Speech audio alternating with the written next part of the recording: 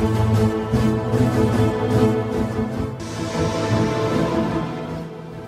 ګړۍ د افغانستان له ګوټ ګوټ څخه تازه او کره خبرونه وڅارئ. له امنیتي او سیاسي بدلون نیولې تر ټولنیزو، کلتوري او اقتصادي مسایلو پورې موږ یې بې پرې او متوازن تر تاسو رسوو. هره ګړۍ له کندوز راډیو څخه.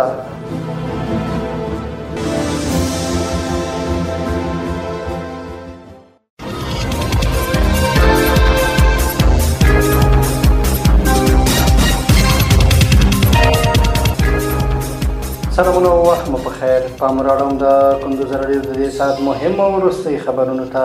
نن پنجشنبه د زمري 2مه نیټه ده چې د 2025 کال د جولای له 24مې نیټې سره سمون لري. روانه خبري ګړۍ درته زه عبدالجلیل احساس وړاندې کوم، خو په پیل کې هم د څو مهمو خبرونو سرټکي. د کندوز په ګلتبې ولسوالۍ کې یو روغتیایي کلینیک ترمیم او ګټې اخیستنې ته وسپارل شو. په تخار ولایت کې لسګونه درملتونه د ناقانونه فعالیت له امله تړل شوي.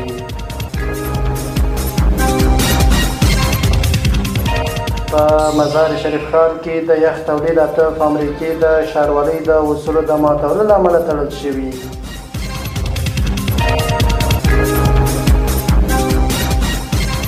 او د ایران ولسمشر د اټومي پروګرام ختمېدل خیال دی، خو جګړه نه غواړو.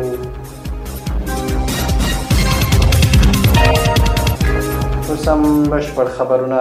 د کندوز په ګلتبې ولسوالۍ کې یو روغتیایي کلینیک ترمیم او ګټې اخیستنې ته وسپارل شو. د کندوز ولایت په ګلتبې ولسوالۍ کې یو روغتیایي کلینیک چې څو کاله وړاندې سوځېدلی و، له ترمیم او تجهیز وروسته بیرته د خلکو او ناروغانو په واک کې ورکړل شو. د کندوز د عامې روغتیا رئیس ډاکټر محمد الله حکمت ویلي چې د یاد کلینیک د ترمیم لګښت له 2.5 میلیونه افغانیو څخه زیات و، چې د عامې روغتیا ریاست له بودیجې تمویل شوی او په بشپړ ډول سمبال شوی دی. په ورته وخت کې د ګلتبې ولسوالۍ یو شمېر اوسېدونکو د روغتیایي مرکز د ترمیم او بېرته فعالېدو له امله د چارواکو مننه کړې او له مسؤلینو د وسایلو او کارکوونکو د زیاتوالي غوښتنه کړې ده.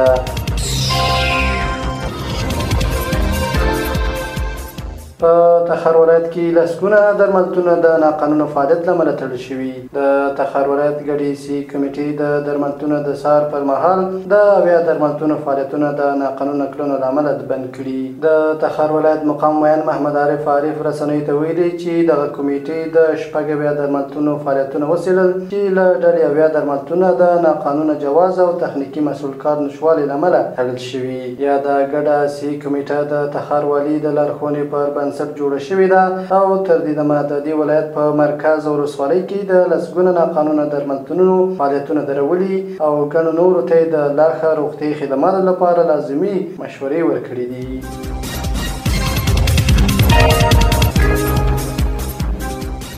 په مزار شریف ښار کې د یخ تولید 8 فابریکې د ښاروالۍ د اصولو د ماتولو له امله تړل شوي. د مزار شریف ښاروالۍ وایي چې د یخ تولید 8 فابریکې د نرخنامې د سرغړونې له امله تړلې دي. د ښاروالۍ ویان مصطفی محمدي ویلي چې د دې ادارې د بازارونو د تنظیم ډلې د نرخو نوا د سار او ارزونې پر مهال وموندله چې یادې فابریکې د رسمي نرخنامې خلاف عمل کوي، نو ځکه یې فعالیتونه درولي دي.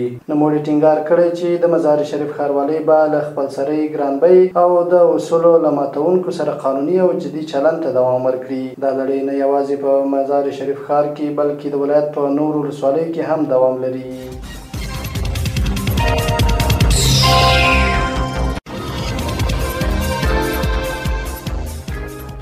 او وروستی خبر دا چې د ایران ولسمشر د اټومي پروګرام ختمېدل خیال دی، خو جګړه نه غواړو. د ایران ولسمشر مسعود پزشکیان له الجزیرې تلویزیون سره په تازه مرکه کې ویلي چې د ایران د اټومي پروګرام پای ته رسېدل یوازې یو خیال دی او داسې څه امکان نه لري. نوموړي ټینګار کړی چې تهران د اسرائیلو د هر ډول اقدام پر وړاندې د بشپړې مقابلې توان لري. پزشکیان زیاته کړي د اسرائیلو هڅه وکړه چې ایران بدل کړي، خو په دې هڅه کې ناکام شو. هغه همداراز ویلي ایراني ځواکونه بیا هم د هر ډول برید په وړاندې چمتو دي، خو موږ جګړه نه غواړو بلکې د سولې غوښتونکي یو.